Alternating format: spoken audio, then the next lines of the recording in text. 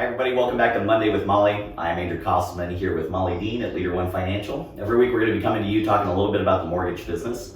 Today I thought we could talk about something that applies to both our clients who are buying as well as our clients who are selling. Okay. There is a term that we may or may not put on a pre-approval letter or that agents may talk about with their clients known as a contingency.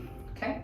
So I thought today maybe we could just kind of summarize what's the difference between, first of all, what is contingent, and then what's kind of the advantages of contingent versus non-contingent. So what is a contingency?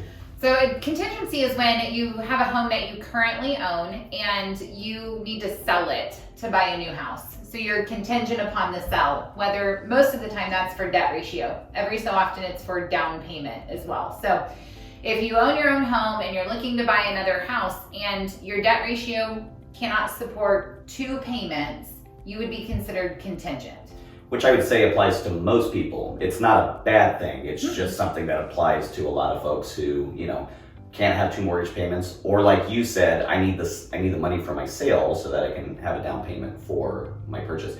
So why could that be considered maybe less desirable than somebody who's non-contingent? Well, if you think about it from a seller's perspective, right? So you're listing your house to sell and you have 5 people that make an offer. As a seller, you want the path of least resistance, right? So if someone comes to you and is making an offer and they don't have a house to sell, you're not waiting on a buyer on that house before that buyer can buy your house, right? Right. So from a seller's perspective, path of least resistance would drive to a non-contingent buyer. Gotcha. Someone who can buy regardless. I remember early in my mortgage career, I was licensed in a state that got hit by a hurricane. I had one deal that didn't fall through, 5 loans ahead of contingent.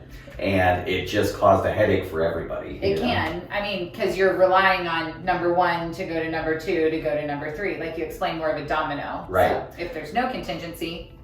So let me ask this. If we find a way, or you find a way to write a pre-approval for somebody who has a house, but you can write them non-contingent because maybe their debt to income can support it, or they have assets, that can help with the next transaction, does that mean they have to have 2 houses at the same time, or can they still sell their house before they buy? No, they can totally still sell their house. But if something were to happen and their buyer didn't perform, they can still buy the other one, non-contingent, because they've got either enough money for the minimum down payment and their debt ratio qualifies.